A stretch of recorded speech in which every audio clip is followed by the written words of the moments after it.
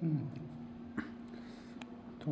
हे teachers, जैसे कि हम लोगों ने पिछली वीडियो में जाना था कि हम आज डिस्कस करने वाले हैं जेटेट के सिलेबस के ऊपर, क्योंकि हमें किसी चीज़ की तैयारी करने से पहले सबसे पहले क्या करना होता है तो उसके सिलेबस को जानना पड़ता है।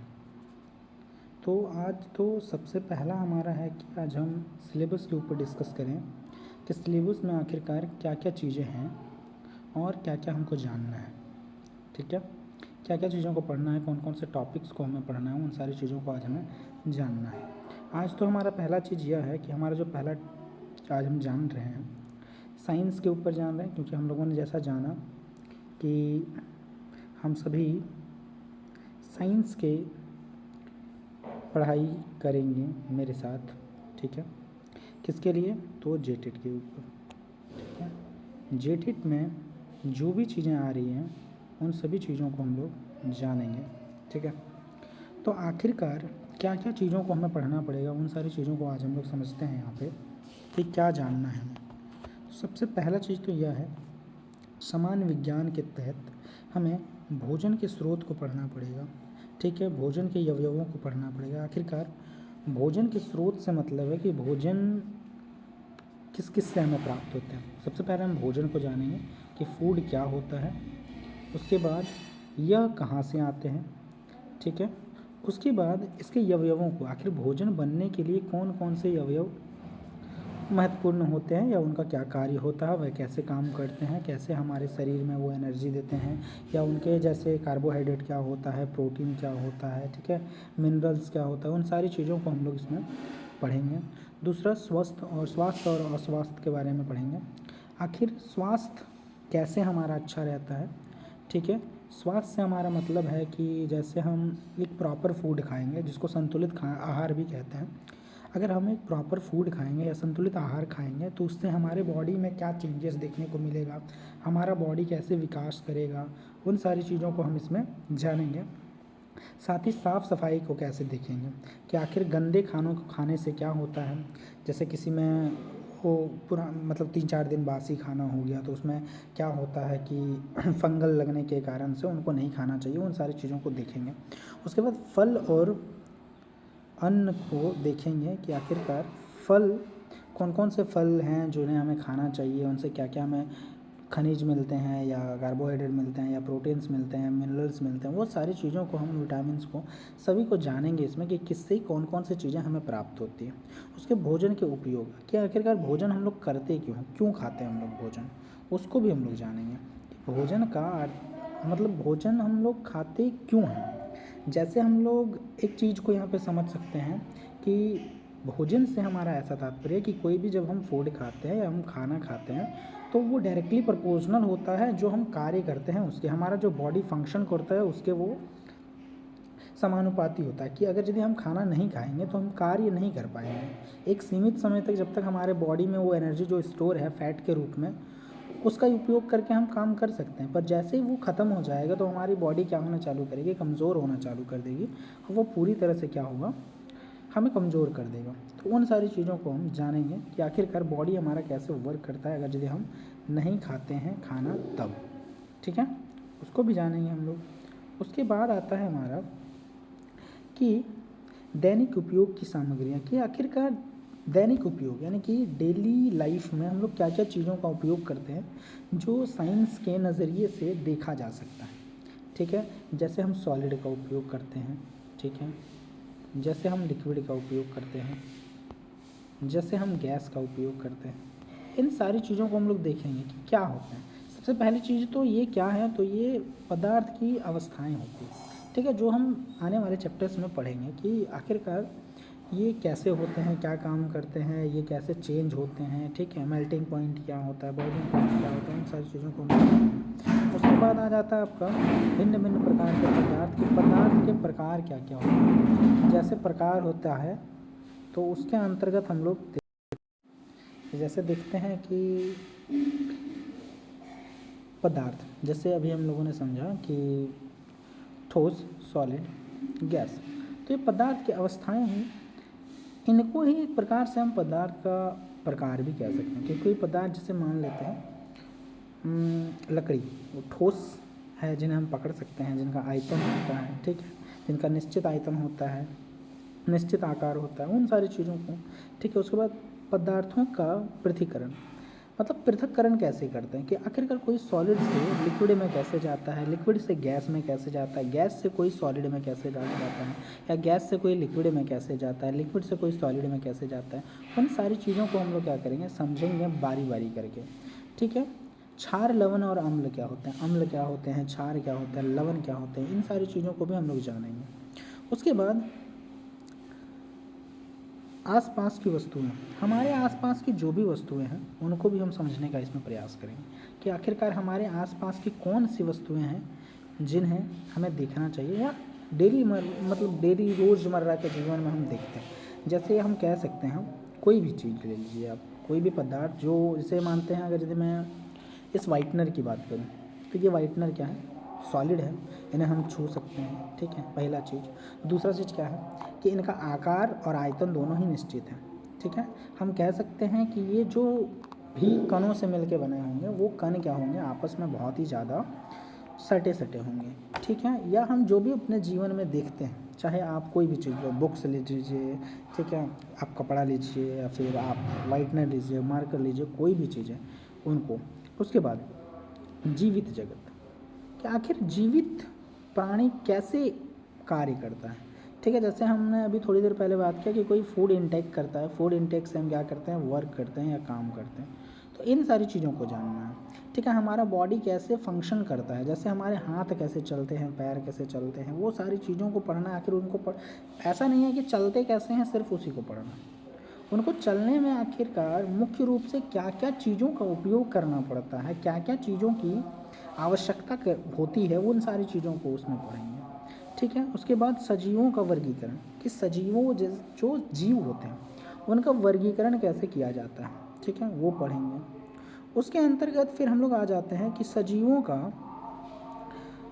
वासस्थान, कि आखिरकार सजीव कहाँ पे वास करते हैं, वो कैसे रहते हैं, ठीक है, उनका दिनचर्या क्या होता है, वे क्या क्या खाते हैं, ठीक है, उनकी प्रकृति क्या होती है, मतलब प्रकृति से मतलब है वो अपने डेली जीवन में किन किन चीज़ों को करते हैं, उन सारी चीज़ों को भी हम इसमें समझेंगे। उसके बाद पौधों की संरचना और कार्य को समझेंगे कि पौधे की संरचना क्या होता है, ठीक है, उसमें क्लोरोफिल क्या होता है या प्रकाश संश्लेषण का कार्य कैसे होता है, उसके थ्रू से कैसे खाना बनाता है पौधा, वो सारी चीज़ों को हम लोग इसमें समझेंगे, ठीक है। उसके बाद आता है जंतु की संरचना और कार्य, कि जंतु की संरचना आखिर कैसी होती है, एक कोशिकीय जीव क्या होती है, बहुकोशिकीय जीव होती है, ठीक है, उनसे वे कैसे करके फिर क्या करते हैं, वे अलग जीव बनते हैं या प्रजनन के माध्यम से वे अपना निरंतर पीढ़ी को बढ़ाते रहते हैं, उन सारी चीज़ों को हम जानेंगे, ठीक है।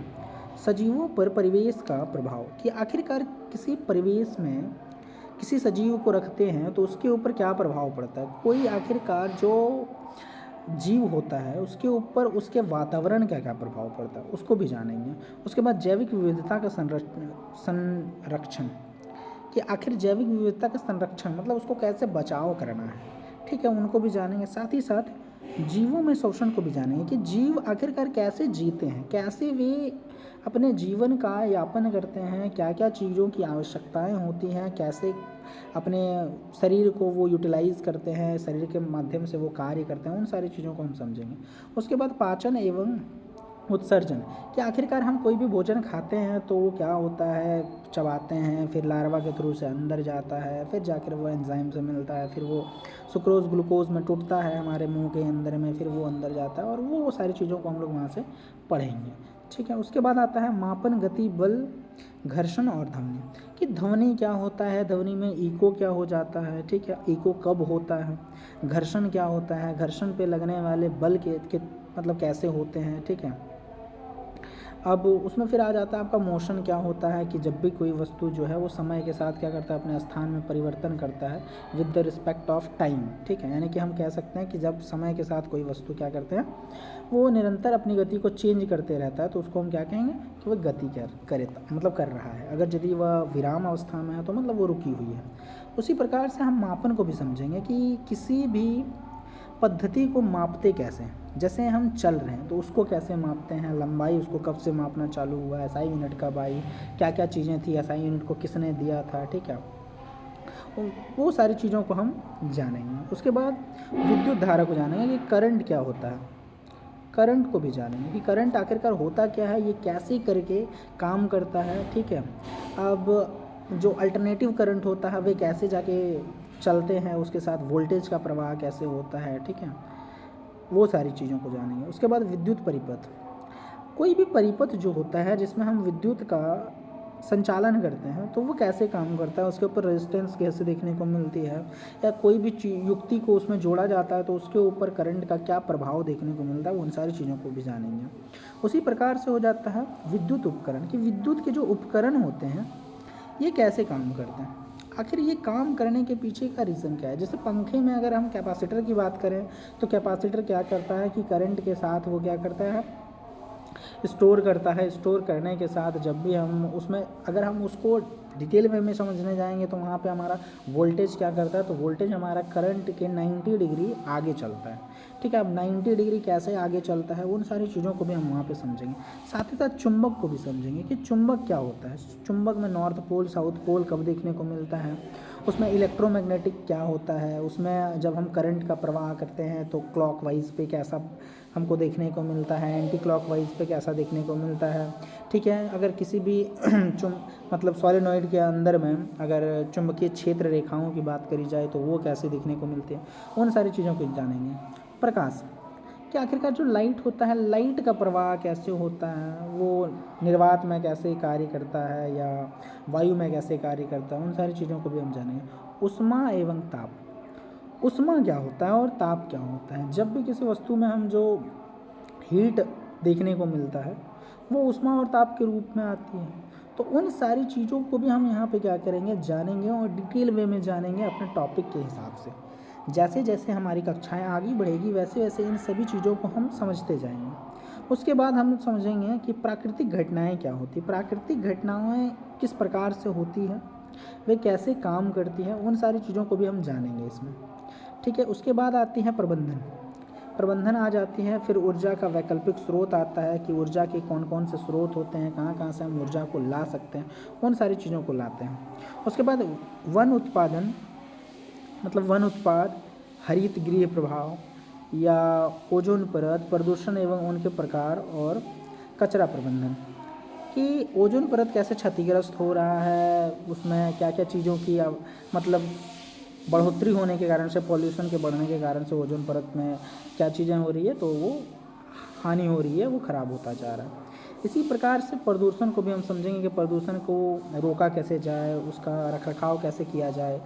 उसके बाद कचरा प्रबंधन को समझेंगे कि सूखे कचरे को कैसे हम रखें, गीले कचरे को कैसे रखें, पानी का जो निकास होता है, पानी के निकास को कैसे हम समझें, उसको कैसे हम स्टोर कर सकते हैं, कैसे हम उसको सही जगह पे भेज सकते हैं, उसका कैसे यूटिलाइज़ कर सकते हैं, उन सारी चीज़ों को भी हम इसमें समझेंगे। तो ये ओवरऑल हमारा हुआ, और इसके ऊपर जो भी सीडीपी बनेगी उन सीडीपीओं को भी हम क्या करेंगे कि इसमें प्रैक्टिस करेंगे। तो ओवरऑल देखा जाए तो हम जो भी हमारा टॉपिक है विज्ञान का, इसको हम डिटेल में समझ लेंगे। अब समझने से मेरा तात्पर्य है कि जो भी चीज़ें हमारी आ रही है, ठीक है, उन सभी को हम क्या करेंगे, एक एक करके बारी बारी करके जानेंगे, ठीक।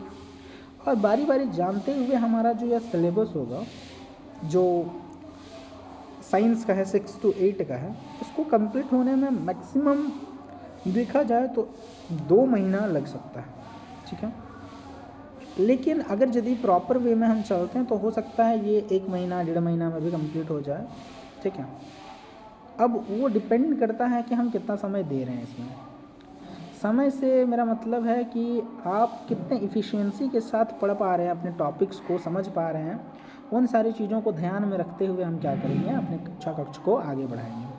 बहुत से जो शिक्षक हैं या वैसे विद्यार्थी जो हमसे जुड़े हुए हैं वो क्या करते हैं कि नोट्स बनाते हैं और नोट्स के माध्यम से वो पढ़ते हैं। तो मैं प्रयास करूँगा कि मेरे द्वारा दिए जा रहे कक्षा में जो भी नोट्स मैं प्रोवाइड करूँ, वो नोट्स आपके लिए एक रामबाण इलाज हो, जिसके बाद मतलब आपको अपने आप में नोट्स बनाने की आवश्यकता नहीं हो, ठीक है, हम उनके माध्यम से ही अपने क्लास को रिवाइज कर सकते हैं, अपने टॉपिक्स को पढ़ सकते हैं, डिटेल वे में पढ़ सकते हैं। उन सारी चीज़ों को हम वहीं पे सॉर्ट आउट कर सकते हैं कि क्या चीज़ें हैं क्या नहीं है। उसके बाद आती है कि शॉर्ट नोट्स। मैं यह सभी से बोलूँगा कि जो भी शिक्षक या विद्यार्थी मेरे पास कक्षा कर रहे हैं या पढ़ रहे हैं, तो वे क्या करेंगे कि वे सबसे पहला तो जो भी मैं नोट्स दूंगा उस नोट्स के माध्यम से आपको अपना शॉर्ट नोट्स बनाना है। शॉर्ट नोट्स बनाना ही बनाना है, ऐसा नहीं कि उसको छोड़ दें। शॉर्ट नोट्स आपका जब एग्ज़ाम नज़दीक आएगा तब आपको वो बहुत ज़्यादा हेल्पफुल रहेगा, आपके लिए बहुत ज़्यादा हेल्प करेगा कि जितना शॉर्ट नोट्स आप बना सकते हैं। जो भी चीज़ें मैं दूंगा उसमें आपको जो समझ में आ रही है अच्छी बात है, और जो समझ में नहीं आ रही है उसको रिवाइज़ करके अपने नोट्स में शामिल करना। इन सारी चीज़ों को अगर आप ध्यान से रखते हैं और ध्यान से रखते हुए अगर आप पढ़ते हैं तो मेरे को लगता है कि ये सिलेबस कोई हार्ड नहीं है, ठीक है। ये तुरंत ख़त्म हो जाने वाली चीज़ें हैं, काफ़ी आसान टॉपिक्स इसमें दिया गया है। अगर इसको हम डिटेल में पढ़ेंगे तो जेटेट हमारे लिए बिल्कुल एक हलवा जैसा लगेगा कि आए मस्त बनाए और खा गए, ठीक है। अब यहाँ खाने वाली चीज़ें नहीं हैं, बशर्ते वो अलग चीज़ है कि हम इसको पढ़ेंगे और क्लियर करेंगे। चलिए मिलते हैं हम आने वाले नए कक्षा में, तब तक के लिए जोहार। और उम्मीद करता हूँ कि हम लोग अपने क्लास को निरंतर जारी रखेंगे और इसको संचालित करते रहेंगे, ठीक है। चलिए।